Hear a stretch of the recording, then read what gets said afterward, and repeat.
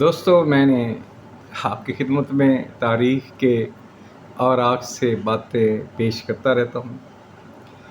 آج میں آپ کو بتا رہا ہوں کہ انگریزوں کے خلاف ہندوستان کے لوگ کیوں ہو گئے۔ اس میں مختلف وجوہات تھیں، جن میں سے ایک تو یہ کہ انگریزوں کے طرز حکومت میں تہمکانہ انداز تھا۔ وہ ہر جائز و ناجائز حکم منوانا اپنی شان سمجھتے تھے، جبکہ مقامی باشندے نسبتاً رعیت پرور اور مہربان رویے کے حکمرانوں کے عادی تھے۔ اس کے علاوہ انگریز خود کو مقامی لوگوں سے بہت فاصلے پر رکھتے تھے اور اسی میں حکومت کا رعب سمجھتے تھے۔ عام لوگوں کے دلوں میں اس کی تمام تر کمزوریوں کے باوجود مغل بادشاہ کے لیے بڑی عقیدت تھی، جبکہ انگریز پہم اس کی توہین کرتے تھے، حتیٰ کہ اسے نظر دینا موقوف کر دیا تھا۔ ولی عہدی کے مسئلے پر بادشاہ کی بات نہیں مانی جا رہی تھی۔ اس رویے سے عوام میں انگریزوں کے خلاف بھی نفرت پیدا ہوئی، اور یہ کہ انگریز تاجر فطری طور پہ عیار، جھوٹے اور بد معاملہ تھے۔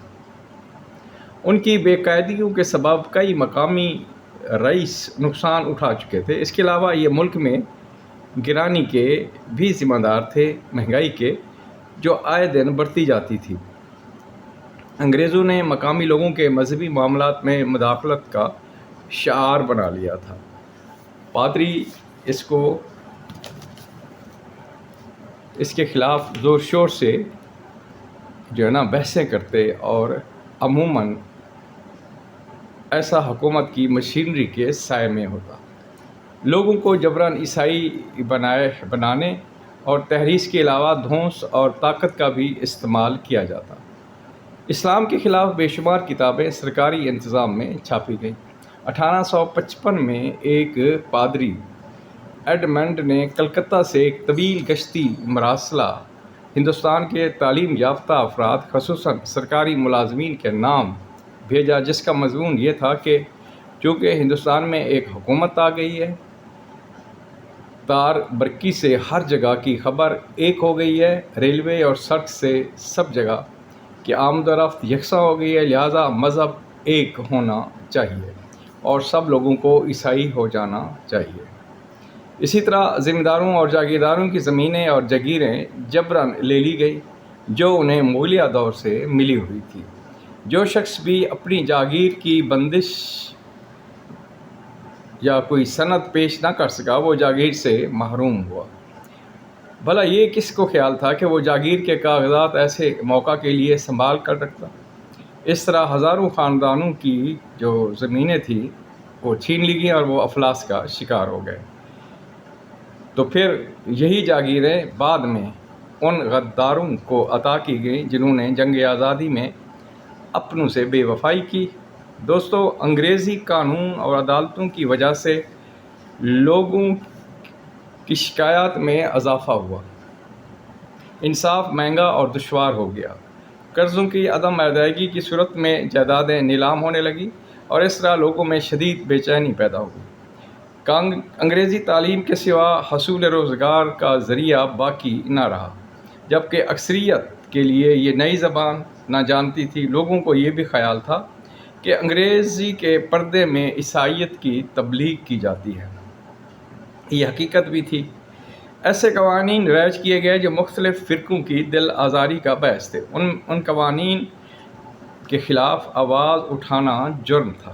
مثلاً سپاہیوں کے ہر حال میں سمندر عبور کرنے کا قانون، جیل خانوں میں ایک جگہ کھانا پکنے کا قانون، ذات پات کے نظام کی خلاف ورزی تھی، بیوگان کی شادی کا قانون وغیرہ۔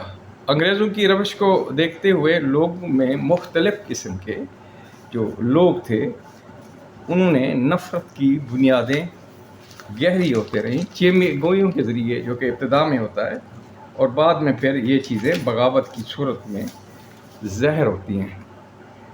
تو دوستو، اس میں ممتاز ہندوستانیوں جیسے عظیم اللہ خان وغیرہ نے ترک خلیفہ کو قسطنطنیہ میں خط لکھے تھے اور مسلمانوں کی حالت زار کی طرف توجہ دلاتے ہوئے انگریزوں کے خلاف مدد طلب کی تھی۔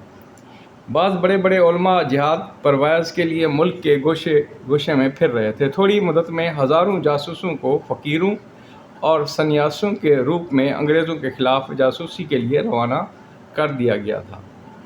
جد و جہد آزادی میں شریک لوگوں کے ساتھ خفیہ روابط کے لیے روٹی اور کنول کے پھول کی علامت بہت عام تھی، جس کا سب کو علم ہوتا تھا۔ یہ سب کچھ شعوری تیاریوں کے بغیر ممکن ہی نہ تھا۔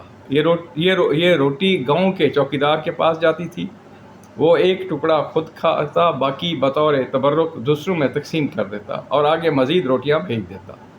سر سید نے بھی ان چپاتیوں کا ذکر کیا ہے اور بہادر شاہ ظفر کے مقدمے میں بھی اس بارے میں ان سے سوال کیے گئے تھے۔ صحیح بخاری۔ دوستو، انگریزوں کے خلاف جو نفرت تھی نا، وہ انگریزوں نے جو نظام دیا وہ آج بھی رہ جائے۔ یہی نفرتیں، یہی جو ہماری ایک خاص وہی غداروں کی اولادوں کی کلاس ہے، وہ ہماری حکمران ہے۔ یہ آپ کو قائد اعظم محمد علی جناح نے عنایت کی، ورنہ ایک سال کے اندر وہی کوئی قانون تو بنا سکتا تھا، لیکن نہیں بنایا۔ بعد میں کسی نے بھی نہیں بنایا۔